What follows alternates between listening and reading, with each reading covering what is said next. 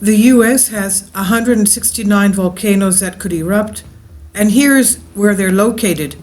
Now we know we have regular volcanoes erupting, one of them in Indonesia erupting since 1967, but there are others that have recently started their eruptions. Kilauea, La Palma, we have Mount Ato in Japan as well. It's not just Hawaii. US has 169 volcanoes that could erupt any time. There are potentially active volcanoes all over the West and Alaska and northern Canada, as well as Hawaii, and about 50 are considered high priorities for monitoring. And this is where we'll find them. Volcanoes are tricky. They can build to a major eruption in a crescendo of shudders and spatters, like what happened in Mount Ato in Japan yesterday, or explode with almost no warning, and they can lie in wait under a magnificent snowcap, the centerpiece of a landscape of beauty that could obliterate tomorrow or in 10,000 years or never again. And there are more of them in more parts of America than you might think. And this is a rundown of where they're located. The United States Geological Survey counts 169 potentially active volcanoes in the country, some of them straight from the textbook conical mountains topped with craters, and others that hardly look the part at all. About 50 of them in 6 states are rated high priority or highest priority for monitoring, and a few have been active in modern times. Others last erupted hundreds or even thousands of years ago. Kindly support my Patreon account. The daily posts are 5 videos daily, and they are totally different from what I have on my YouTube channel. Thank you so much for your support and that you find all my content so interesting. You'll find the Patreon account details in the description box below. This is the Yellowstone volcano that had its last major super eruption 640,000 years ago. This is the ash covering. Now, Hawaii, the state's landmass owes its very existence to volcanoes. The Hawaii Islands are volcanic islands, just like the La Palmas volcano of the Canary Islands. The Canary Islands are also volcanic islands. In Hawaii, each island is the product of at least one volcano. The Big Island has 5, including Mauna Loa, which is the largest active volcano anywhere in the world. Kilauea, located just southeast of Mauna Loa, has been opening new fissures, spewing lava, and there are no evacuations yet, but we had the eruption a couple of years ago where the evacuations were forced to take place. And it has been erupting in one way or another continuously since the early 1980s.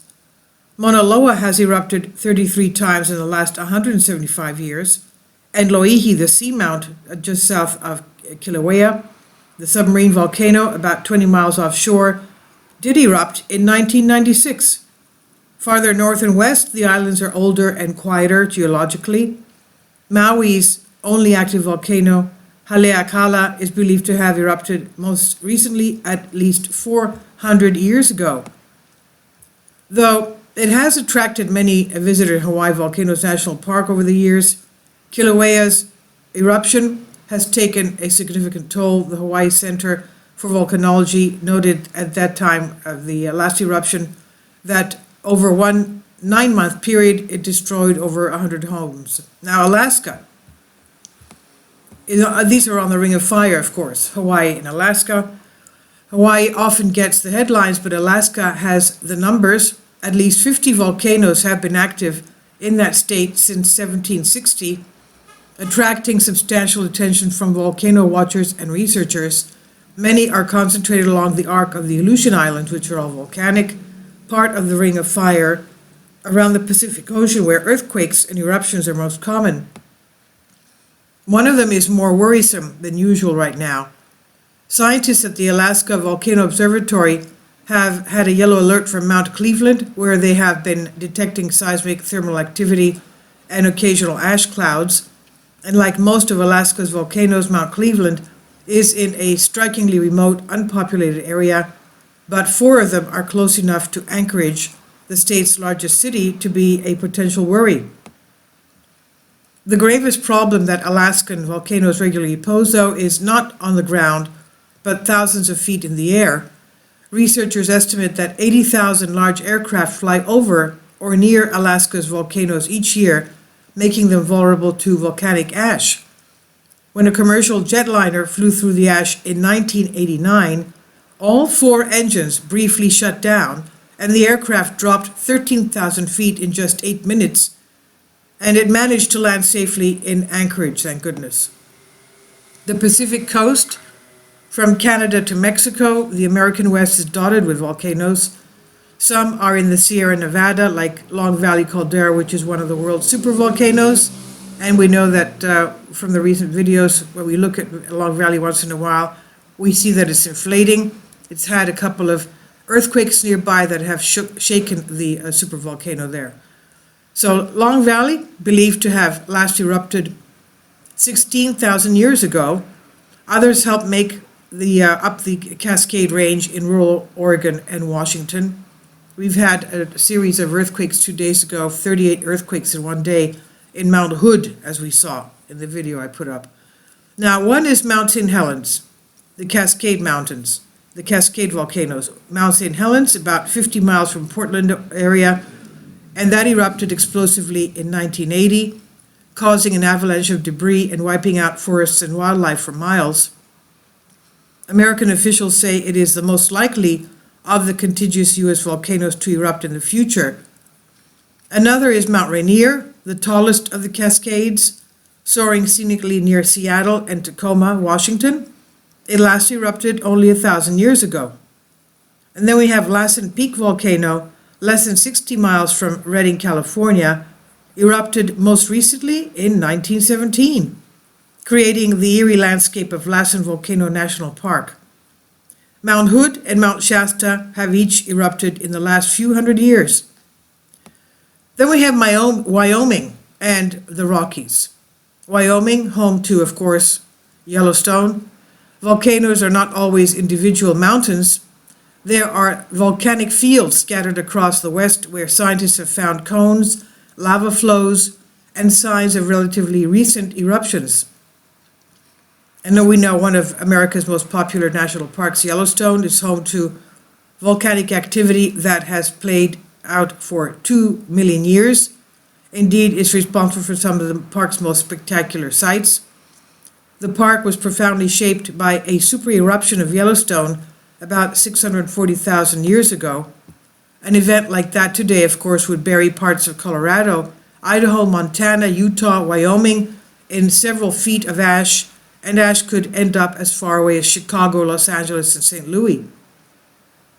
Now, but such an event, or even a milder one, that would interrupt a Yellowstone vacation is highly unlikely to happen without a lot of advance warning, according to a geological survey. Yellowstone has not erupted for 70,000 years. That was the last eruption, the lava eruption it had. It had 80 eruptions since then. No, so it's going to take some impressive earthquake and ground uplift to get things started in Yellowstone. Scientists watch Yellowstone, of course, for signs of action, but there are other volcanoes sprinkled through the mountain states that are seen as low risk, so they're not mentioned. And anywhere really, let's remember that we even have volcanoes on the East Coast. Maine has 5 volcanoes in a 100-mile area. Now, most volcanoes are where geologists would expect them to be, along the rough edges, cracks, and hot spots in the Earth's crust, and have been around a long time, but it's not unheard of for a new one to appear completely by surprise. Consider Paricutin, which rose from a Mexican cornfield starting in 1943. The New York Times noted in 1952 that it had given scientists a unique opportunity for study, as it is the first volcano they had been able to examine daily from the moment of its birth. Paricutin is now dormant, but its history remains central to understanding the science of volcano development. Now, does that mean that a 1997 movie Volcano about lava suddenly welling up under Los Angeles might come true? Well, probably not, though there are active volcanic earthquake faults in the city, and the earth crust is not moving there in any way that tends to produce volcanic activity. Now, these are having to do with, of course, the volcanoes that we could see on land. There are undersea volcanoes as well. Now, this is by New York Times, Alan Blinter on Bended Reality. Please leave your comments and thank you for your support.